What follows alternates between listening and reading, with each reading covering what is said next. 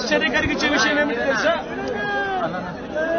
ఈ ఫ్లడ్స్ ఏదైతే చెప్తా ఉన్నాను, ఈ రోజు ఈ ఫ్లడ్స్ ఏదైతే కనిపిస్తా ఉన్నాయో ఇవి స్వయంగా మ్యాన్ మేడ్ ఫ్లడ్స్. ఇది మ్యాన్ మేడ్ ఫ్లడ్స్ అంటే దాని అర్థం ఏమిటి అంటే ప్రభుత్వం స్పందించాల్సిన రీతిలో స్పందించకపోవడంతో ఈ రకంగా అన్యాయమైన పరిస్థితి నెలకొని ఉంది. ఆలోచన చేయమని అడుగుతా ఉన్నా. ఇంతకు ముందు కూడా వరదలు వచ్చాయి, ఇంతకు ముందు కూడా ఫ్లడ్స్ వచ్చాయి. ఇప్పుడు పడిన వర్షం కన్నా ఇంకా ఎక్కువ వర్షాలు కూడా పడ్డాయి. కానీ ఏ రోజు కూడా మనుషులు చనిపోయిన పరిస్థితి ఏ రోజు రాలా. ఇంతటి దారుణమైన పరిస్థితులు ఏ రోజు లేవు. ఆలోచన చేయమని అడుగుతా ఉన్నా. ఆగస్టు 28వ తారీఖున బుధవారం నాడే బంగాళాఖాతంలో బంగాళాఖాతంలో అల్పపీడనం ఏర్పడతా ఉంది అని చెప్పి, వాయుగుండంగా మారుతా ఉంది అని చెప్పి 28వ తారీఖునే బుధవారం నాడే అలర్ట్ వచ్చింది రాష్ట్ర ప్రభుత్వానికి. 28వ తారీఖునే అలర్ట్ వస్తే ఆ అలర్ట్ లో గురువారం నుంచి వర్షాలు మొదలవుతాయి, చిన్నగా పడతాయి. శుక్రవారం సాయంత్రానికల్లా అది ఎక్స్ట్రీమ్ రెయిన్ ఫాల్ కింద మారుతుంది, శనివారం అంతా కూడా ఉంటుంది ఆ రెయిన్ ఫాల్ అని చెప్పడం జరిగింది. అంటే 20 సెంటీమీటర్ల పైచిలకు వర్షం పడుతుంది అని అంటే దాని అర్థం అది ఎక్స్ట్రీమ్ రెయిన్ ఫాల్ అని. మరి ఆ ఎక్స్ట్రీమ్ రెయిన్ ఫాల్ ఎక్కడ వస్తా ఉంది, ఏ మండలాలలో వస్తుంది అనే ఇన్ఫర్మేషన్ కూడా ఐఎండీ ద్వారా మనకు ఇన్ఫర్మేషన్ కూడా మనకుంది.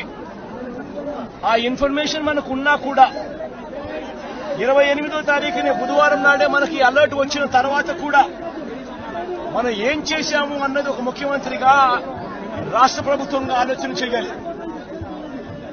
28వ తారీఖున అలర్ట్ వచ్చిన వెంటనే ఆ అలర్ట్ లో ఎక్స్ట్రీమ్ రెయిన్ ఫాల్ పడుతుంది.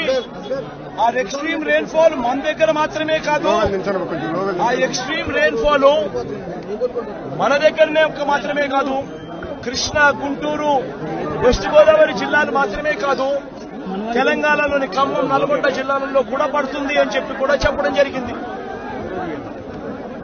క్యాచ్మెంట్ ఏరియా మొత్తం కృష్ణానది క్యాచ్మెంట్ ఏరియా భీకరంగా తయారవుతుంది అని కూడా ఆ రిపోర్ట్ లో చెప్పడం జరిగింది. 28వ తారీఖున వాళ్ళు అలర్ట్ చేసిన రిపోర్ట్లు. మరి ఒక వైపున ఏం చేయాలి ప్రభుత్వం అన్నాక? ఆల్రెడీ డ్యాములు చూస్తే శ్రీశైలము, నాగార్జున సాగర్, పులిచింతల డ్యాములు ఆల్రెడీ ఇప్పటికే ఫుల్ గా నిండున్నాయి. ప్రభుత్వం అనేది చేయాల్సిందేముంది? వెంటనే ప్రభుత్వం ఇరిగేషన్ డిపార్ట్మెంట్ తోనూ, రెవెన్యూ డిపార్ట్మెంట్ తోనూ, హోమ్ డిపార్ట్మెంట్ తోనూ రివ్యూ కార్యక్రమం చేసి ఈ రకంగా తుఫాన్ రాబోతా ఉంది, డ్యాములు అయితే పూర్తిగా నిండున్నాయి ఇప్పటికే.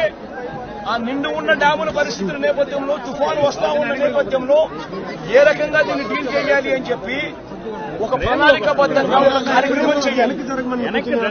శ్రీశైలం నుంచి, నాగార్జున సాగర్ నుంచి, పులిచింతల నుంచి కనీసం 60-70 టీఎంసీల నీళ్లను అక్కడి నుంచి తగ్గించి అక్కడ వాటర్ ఫ్లడ్ కుషన్ ఏర్పాటు చేసుకోవాలి. అక్కడ వాటర్ ఫ్లడ్ కుషన్ ఏర్పాటు చేయకపోవడం వల్ల కృష్ణానదిలో వరదలు రావడం, ఒకవైపున తుంగభద్ర నుంచి కురిసిన వర్షాల నేపథ్యంలో దాదాపుగా 170 క్యూసెక్ల నీళ్లు తుంగభద్ర నుంచి నీళ్లు రావడం, ఇది కూడా మనకు ఇన్ఫర్మేషన్ ఉంది. సిడబ్ల్యూసీ వాళ్ళు కూడా రిపోర్ట్ చెప్తా ఉన్నారు. ఈ నెల 30వ తారీఖు నుంచి శ్రీశైలంలోని కృష్ణానది ఇంకా భీకరంగా, కర్ణాటక నుంచి, మహారాష్ట్ర నుంచి కూడా వర్షాల వల్ల భీకరంగా నీళ్లు వస్తాయని చెప్పి శ్రీశైలంలో నీళ్లను తగ్గించి ఉండింటే, తుంగభద్ర నీళ్లు శ్రీశైలంలోనూ, నాగార్జున సాగర్ లోనూ ఆపికగా ఉండగలిగిందంటే ఆ వాటర్ ఫ్లడ్ కుషన్ ఏర్పరచుకోవడం వల్ల దాదాపుగా సబ్స్టాన్షియల్ గా నీటిని అక్కడే మనం కట్టడి చేసి ఉండొచ్చు.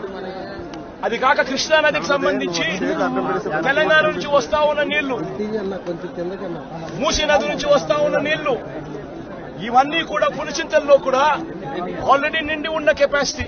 అక్కడ కూడా నీళ్లు తగ్గించి ఉండింటే అక్కడ కూడా నీళ్లు ఆపి ఉండే పరిస్థితి. కానీ అవన్నీ ఏమీ చేయకుండా, ఎక్కడా కూడా నీళ్లు తగ్గించకుండా 30వ తారీఖు నుంచి నీళ్లు తగ్గించుకుంటూ వచ్చిందంటే ఒక 8 లక్షలు 9 లక్షలు క్యూసెక్కులు అలా పారుతా పోయిండు 30వ తారీఖు నుంచి. అప్పుడు ఈ మాదిరిగా భీకరంగా 11,35,000 క్యూసెక్కులు వచ్చే పరిస్థితి ఉండేది కాదు. ఈ మాదిరిగా ఫ్లడ్ ఉండే పరిస్థితి ఉండేది అంతకన్నా కాదు. కానీ రాష్ట్ర ప్రభుత్వం తీవ్రంగా జాప్యం చేసి ఏకంగా చంద్రబాబు నాయుడు గారు అనే వ్యక్తి